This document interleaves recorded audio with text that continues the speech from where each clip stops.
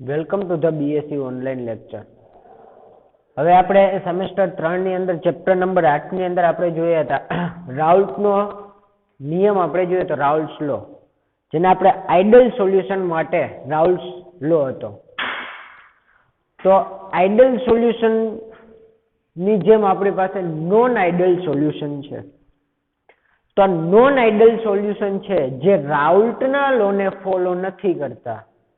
Ready? એટલે કે ટૂંકમાં જે રાઉલ્ટના લોને નથી માનતા એ બધા નોન આઇડલ સોલ્યુશન કહેવાય. તો આપણી પાસે જ્યારે આપણે જોયું હતું ટાઈપ ઓફ સોલ્યુશનની અંદર, રેડી, ત્યારે એમાં આપણે જોયું હતું કે નોન આઇડલ સોલ્યુશન હોય એના પાછા બે ટાઈપ હતા. નો ખબર હોય તો આપણે લેક્ચર આગળ છે જેમાં જોઈ લેજો. રાઉલ્ટના નિયમ, આપણી પાસે રાઉલ્ટના નિયમમાં જેવી રીતે રાઉલ્ટના નિયમનું જે પાલન કરતા હોય બધા આઇડલ સોલ્યુશન ને નથી પાલન કરતા એ નોન આઇડલ. તો નોન આઇડલના પાછા બે ટાઈપ હતા આપણી પાસે, પોઝિટિવ ડેવિએશન અને નેગેટિવ ડેવિએશન. તો એ કેને કહેવામાં આવે એ આપણે જોવાનું છે. પહેલા આપણે જોઈશું positive deviation. A non ideal solution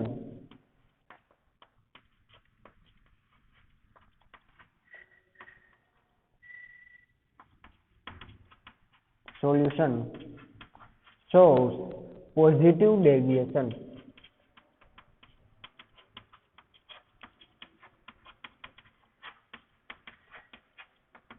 So positive deviation from Raoult law. તો રાઉલ્ટ નો લો છે એ આપણી પાસે શું છે? સિમ્પલ હું ગ્રાફ થી ડ્રો કરું.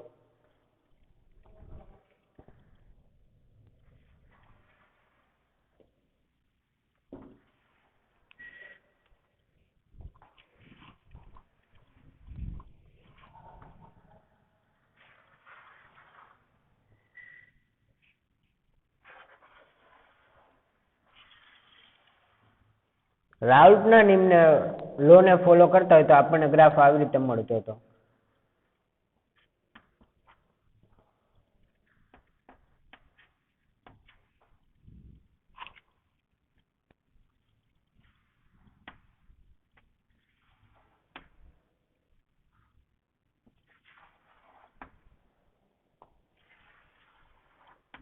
મોલ ફ્રેક્શન, મોલ ફ્રેક્શન વિરુદ્ધ કેનો આલેખ હતો? Vapour pressure. રેડી? આ બાજુ પ્રેશર શું થાય? ઇન્ક્રીઝ થાય. મોલ ફ્રેક્શન માટે હતું x1 બરાબર 1 તો x2 બરાબર અહીં શું હશે? 0. x2 બરાબર 1 તો x1 બરાબર શું હશે? 0 હશે. અહીં શું હતું આપણી પાસે?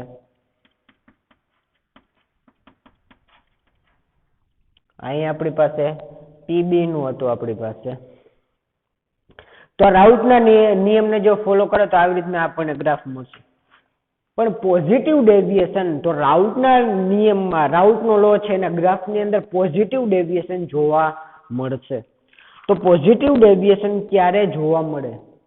તો આપણી પાસે જ્યારે સોલ્વન્ટ અને સોલ્યુટ છે, દાખલા તરીકે મારી પાસે એક એ ધરાવતું એક સોલ્યુટ છે અને એક બી ધરાવતું આપણી પાસે સોલ્વન્ટ છે. આમાંથી જે મારી પાસે સોલ્યુશન બને છે એ AB સોલ્યુશન બને છે. એ AB સોલ્યુશન બને છે. તો પોઝિટિવ ડેવિએશન ની અંદર શું થશે? તો જે એ વચ્ચેનું જે બોન્ડની સ્ટ્રેન્થ છે, એટ્રેક્શન છે બંને વચ્ચેનું, અને બીબી વચ્ચે જે એટ્રેક્શન છે, બોન્ડ ઓફ એટ્રેક્શન, એના કરતા એ અને બી નું જે બોન્ડ એટ્રેક્શન છે એ કેવું છે આપણી પાસે? વીક છે. એટલે કે વીક હશે. એ વચ્ચેનું જે બોન્ડ ઓફ એટ્રેક્શન છે અને બી વચ્ચેનો જે બોન્ડ ઓફ એટ્રેક્શન છે, પણ જ્યારે આ બે ભેગા થાય ત્યારે એ બી જે સોલ્યુશન બને તો આ બે વચ્ચેના જે બોન્ડ સ્ટ્રેન્થ છે, બોન્ડ ઓફ એટ્રેક્શન છે, એ અને બી કરતા કેવું હશે? વીક હશે. હવે વીક હશે તો શું થશે? તો વીક હશે તો એ અને બી ઝડપથી તૂટી જશે. એ અને બી શું થશે? કારણ કે આ બોન્ડ છે એ એટલો સ્ટ્રોંગ નથી, કેવો છે? વીક છે. અને થોડુંક પણ કંઈક ફોર્સ આપશો તો એ શું થઈ જશે? બ્રેક થઈ જશે. હવે બ્રેક થાય એટલે બે તૂટી ગયા તો એ લિક્વિડમાંથી શેમાં કન્વર્ટ થઈ જશે? લિક્વિડમાંથી શેમાં કન્વર્ટ થઈ જશે? એ અને બી જુદા થઈ ગયા છે, એમાં કન્વર્ટ થઈ જશે ગેસમાં કન્વર્ટ થઈ જશે. એટલે કે બંને વચ્ચેનું જે આપણી પાસે ફોર્સ ઓફ એટ્રેક્શન હતું એ કેવું હોય? વીક છે. એટલે ઝડપથી તૂટી જશે અને લિક્વિડમાંથી શેમાં કન્વર્ટ થઈ જશે? ગેસમાં. હવે ગેસમાં કન્વર્ટ થઈ જાય તો આપણી પાસે મારી પાસે ક્લોઝ વેસલ છે, બંધ પાત્ર. તો એ અને બી લિક્વિડમાંથી શેમાં કન્વર્ટ થઈ જશે? ગેસમાં. અહીંયા પાછા ભેગા થશે પાછા લિક્વિડમાં. એટલે કે વેપર પ્રેશર શું થશે? ઝડપથી તૂટી જાય તો એ ઝડપથી લિક્વિડમાંથી ગેસમાં જાય તો અહીં વેપર પ્રેશરમાં શું થશે? વધારો થશે. વધારો થાય વેપર પ્રેશરમાં તો રાઉલ્ટનો જે આપણી પાસે નિયમ છે, રાઉલ્ટ લો છે, એમાં તો આપણને આવી રીતે ગ્રાફ મળતો હતો. તો એમાં તો આપણને આવી રીતે ગ્રાફ મળે છે. તો જો એ પોઝિટિવ ડેવિએશન ધરાવતો હશે તો આપણને ગ્રાફ કેવી રીતે મળશે? તો પોઝિટિવ ડેવિએશન એટલે કે ધન.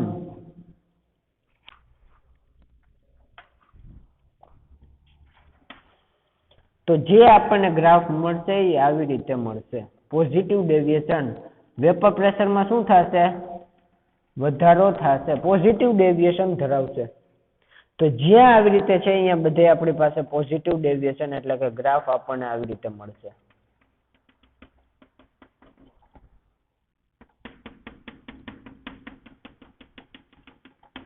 આવી રીતે આપણને ગ્રાફ મળશે. વેપર પ્રેશરમાં શું થશે? વધારો થશે. રાઉલ્ટના નિયમમાં આપણી પાસે ગ્રાફ આવી રીતે હતો, પણ પોઝિટિવ ડેવિએશનની અંદર ગ્રાફ મને આવી રીતે મળશે. આ જે મેં ડ્રો કર્યું એવી રીતે. એનો મતલબ કે આપણી પાસે વેપર પ્રેશરમાં શું થાય છે? વધારો થાય છે. તો પી એ અને ટોટલ વેપર પ્રેશર છે આપણી પાસે પી. એટલે પી એ શું થશે? તો ટોટલ વેપર પ્રેશર છે આપણી પાસે પી એ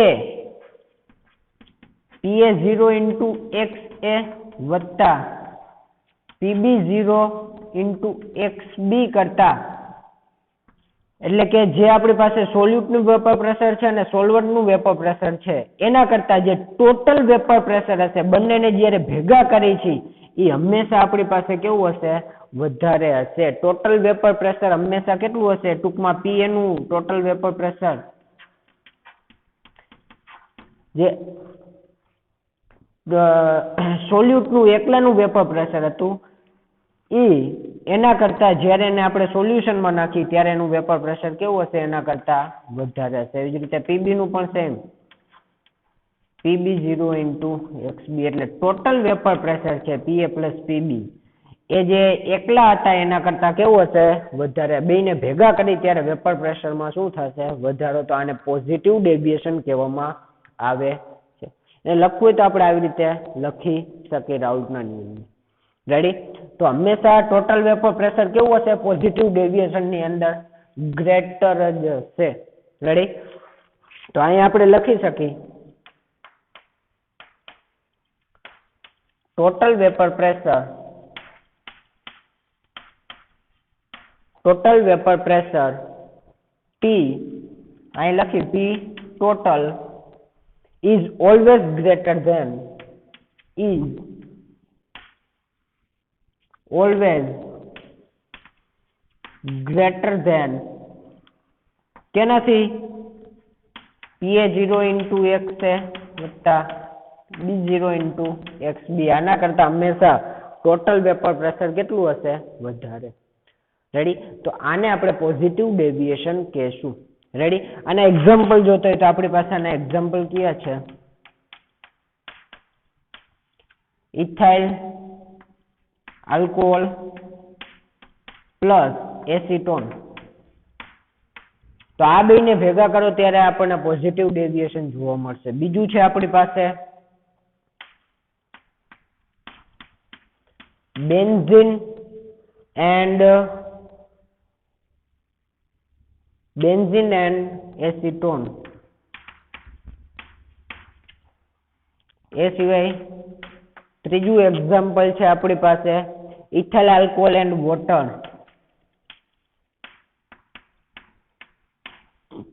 ethyl alcohol and water. Ready? તો આ બધા આના એક્ઝામ્પલ છે. હવે આપણે જોયું હતું કે જો આપણી પાસે રાઉલ્ટના લોને જો આપણી પાસે ફોલો કરતા હશે તો એની અંદર આપણી પાસે જોયું હતું કે ડેલ્ટા એચ એ કેવો હશે 0 અને ડેલ્ટા વી ની પણ શું હશે 0. પણ પોઝિટિવ ડેવિએશન ની અંદર આ એક પણ 0 હશે નહીં. Delta H not equal to 0 and delta V not equal to 0. તો હવે નોટ ઇક્વલ ટુ 0 છે તો એ કેવા હશે? 0 કરતાની વેલ્યુ વધારે હશે કે 0 કરતા ઓછી હશે? તો એના માટે આપણે ખાસ સમજવાનું છે. તો એ આપણે જોઈ.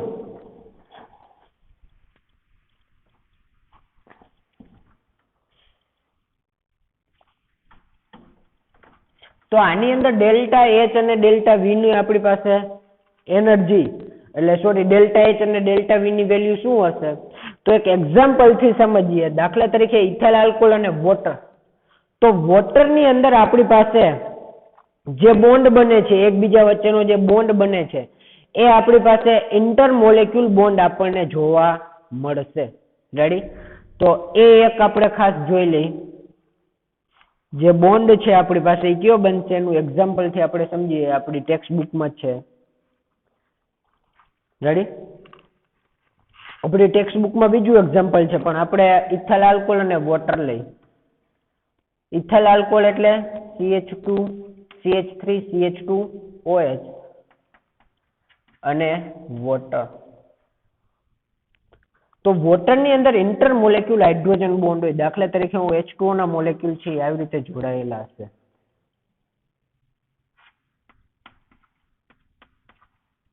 તો આ ઓક્સિજન અને આ H2O નો હાઇડ્રોજન બંને એકબીજા સાથે હાઇડ્રોજન બોન્ડ થી જોડાયેલા છે. પાછી અહીં આપણે વાત કરી. રેડી? આ બીજું એક અહીંયાથી અહીં પાછો જોડાયેલો હશે. તો ઇન્ટ્રામોલેક્યુલ હાઇડ્રોજન બોન્ડ થી એકબીજા જોડાયેલા છે. વોટર, આ વોટર છે. તો વોટરમાં આપણને આવી રીતે જોવા મળશે. પણ હવે જ્યારે હું વોટર ની અંદર ઇથાઇલ આલ્કોહોલ એડ કરીશ, ઇથેનોલ એડ કરીશ, એટલે કે ઇથેનોલ શું કરશે? તો ઇથેનોલ છે એ આ ઓક્સિજન અને હાઇડ્રોજન બોન્ડ ને બ્રેક કરશે અને પોતે અહીંયા જોડાઈ જશે. અહીંયા શું થશે? ઇથાઇલ આલ્કોહોલ પોતે જોડાઈ જશે.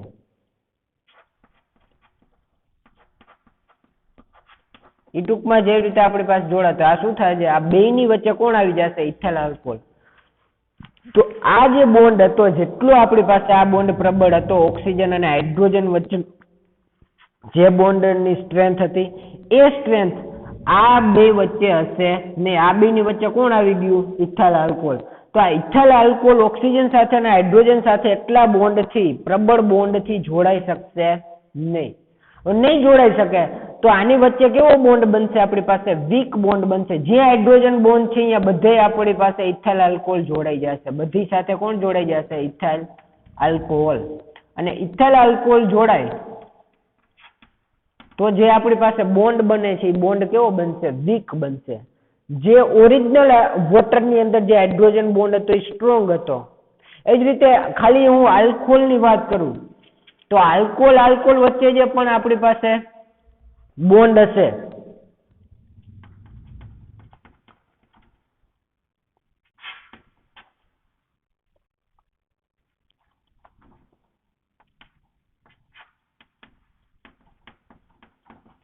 તો આની વચ્ચે પણ હાઇડ્રોજન બોન્ડ હશે આલ્કોહોલની વચ્ચે.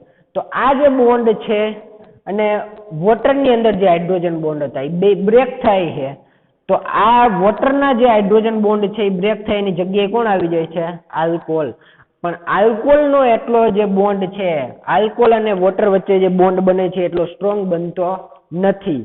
સ્ટ્રોંગ નથી બનતો તો જે સોલ્યુશન બન્યું એ કેવું ડેવિએશન આપશે? પોઝિટિવ ડેવિએશન આપશે રાઉલ્ટના લિંબનું.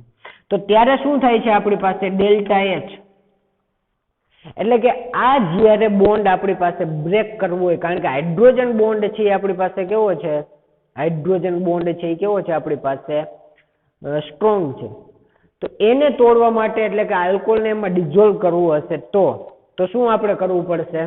તો આ બોન્ડને બ્રેક થતો હશે ત્યારે કંઈક એનર્જી થોડીક આપવી પડશે. બહારથી આપણે શું કરવી પડશે? એનર્જી આપવી પડશે. રેડી? તો જ્યારે આપણે એનર્જી આપશું, રેડી, તો બહારથી એનર્જી આપવી પડે તો શું થાય આપણી પાસે ડેલ્ટા એચ છે એ કેવો હશે આપણી પાસે પોઝિટિવ હશે ડેલ્ટા એચ આપણી પાસે કેવો હશે પોઝિટિવ હશે એનો મતલબ કે આપણે બહારથી કંઈક એનર્જી આપી હવે જો બહારથી આપણે એનર્જી આપતા હોય તો એનો મતલબ એ રિએક્શન કેવી હશે એક્ઝોથર્મિક રિએક્શન હશે કે આપણી પાસે એન્ડોથર્મિક રિએક્શન હશે તો એ આપણી પાસે કેવી હશે એન્ડોથર્મિક રિએક્શન હશે કેવી હશે એન્ડોથર્મિક રિએક્શન બહારથી આપણે એનર્જી આપી ડેલ્ટા એચ કેવો છે પોઝિટિવ છે બહારથી આપણે એનર્જી આપી છે તો એનો મતલબ એન્ડોથર્મિક રિએક્શન હશે ને ડેલ્ટા એચ કેવો હશે આપણી પાસે પોઝિટિવ હશે એટલે 0 કરતા એનું મૂલ્ય કેવું હશે આપણી પાસે વધારે હશે રેડી એ જ સિવાય આપણે ડેલ્ટા વી ની વાત કરું તો ડેલ્ટા વી પણ આના માટે કેવો હશે પોઝિટિવ હશે એનો મતલબ કે આપણી પાસે શું થશે તો કે જ્યારે હું ઇથાઇલ આલ્કોહોલ કારણ કે બંને વચ્ચે ફોર્સ ઓફ એટ્રેક્શન એટલું વધારે નથી એટલે એકબીજાની નજીક નહીં આવે કારણ કે વોટરની અંદર તો હાઇડ્રોજન બોન્ડ હતું તો વોટર મોલેક્યુલ એકબીજાની સાથે જોડાયેલા હશે પણ જ્યારે હું એની અંદર ઇથાઇલ આલ્કોહોલ નાખું અને ઇથાઇલ આલ્કોહોલ અને વોટર વચ્ચે જે બોન્ડ બને છે એટલા સ્ટ્રોંગ બોન્ડ નથી એટલે એકબીજાથી કેવો રહેશે દૂર રહે તો એનું વોલ્યુમ કેવું હશે આપણી પાસે વધશે તો દાખલા તરીકે હું 50 ml ઇથાઇલ 50 ml મારી પાસે વોટર છે અને એની અંદર હું 30 ml ઇથાઇલ આલ્કોહોલ એડ કરું છું તો અહીંયા 30 ml હું આપણે એડ કર્યું 30 ml ઇથાઇલ આલ્કોહોલ અને 50 ml મારી પાસે વોટર છે તો આ જે આપણી પાસે વોલ્યુમ છે કેટલું થવું જોઈએ હકીકતમાં 80 ml થવું જોઈએ પણ એવું થશે નહીં કેટલું થશે વધીને થશે 81 અથવા 82 ml જોવા મળશે શું કામ એવું જોવા મળે આપણે તો 50 ml વોટર લીધું 30 ml ઇથાઇલ આલ્કોહોલ તો વધ્યું શું કામ તો બંને વચ્ચેનો જે બોન્ડ છે એ બોન્ડ કેવો છે સ્ટ્રોંગ નથી વીક છે એટલે એકબીજાથી કેવા હશે દૂર હશે એટલે વોલ્યુમમાં શું કરશે વધારે જગ્યા જોશે એકબીજાથી દૂર જશે તો વોલ્યુમમાં શું થશે વધારો થશે રેડી તો એટલા માટે આપણી પાસે ડેલ્ટા વી છે એ પણ કેવો હશે પોઝિટિવ હશે ડેલ્ટા એચ પણ આપણી પાસે કેવો હશે પોઝિટિવ હશે સમજાઈ ગયું તો આ જે છે આપણી પાસે પોઝિટિવ ડેવિએશનની વાત છે જો રાઉલ્ટના નિયમનું જે આપણી પાસે ફોલો નહીં કરતા હોય કેવું દર્શાવશે આપણી પાસે પોઝિટિવ ડેવિએશન ધરાવશે હવે આને આપણે લખવું હોય તો મારી પાસે આ જે છે એ શું હોય આપણી પાસે પી ટોટલ છે પીએ પ્લસ પી એ સિવાય આપણે વાત કરીએ તો આ કેની વેલ્યુ છે આપણી પાસે PB0 ઇન્ટુ XB આ કેની વેલ્યુ છે મારી પાસે PA0 ઇન્ટુ XA રેડી તો આ છે આપણી પાસે રાઉલ્ટનો લો કે રાઉલ્ટના નિયમનું જે પાલન નથી કરતા એ નોન આઇડલ સોલ્યુશન માટે વપરાશે નોન આઇડલ સોલ્યુશનમાં આપણે હતા બે એક આપણી પાસે પોઝિટિવ ડેવિએશન નેગેટિવ એમાં આપણે પેલું જોયું કયું હતું આપણી પાસે પોઝિટિવ ડેવિએશન હતું તો પોઝિટિવ ડેવિએશનની અંદર આપણે બે વસ્તુ જ ખાસ યાદ રાખવાની છે એક તો જે બોન્ડ બને છે સોલ્યુટ અને સોલ્વન્ટ જ્યારે જુદા જુદા હતા ત્યારે એની વચ્ચે બોન્ડ છે એ કેવા હતા સ્ટ્રોંગ હતા પણ જ્યારે બેને ભેગા કરી ત્યારે બે વચ્ચે જે બોન્ડ બને કેવો બને વીક બને એટલે ઝડપથી લિક્વિડમાંથી ગેસમાં જાય એટલે વેપર પ્રેશરમાં શું થાય છે હવે અહીં ગ્રાફમાં જુઓ વેપર પ્રેશર પી આ બાજુ વધે તો વેપર પ્રેશર હતું જે સોલ્યુશનનું હોવું જોઈએ રાઉલ્ટના નિયમનું પાલન કરતા હોય તો આવી જ રીતના હોવું જોઈએ પણ એના કરતાં પણ વેપર પ્રેશરમાં શું થાય આના કરતાં પણ આપણી પાસે ગ્રાફ આવી રીતે ગયો એટલે આ ગ્રાફ હું સિમ્પલી રીતે ડ્રો કરું તો આવી રીતે હું ડ્રો કરી શકું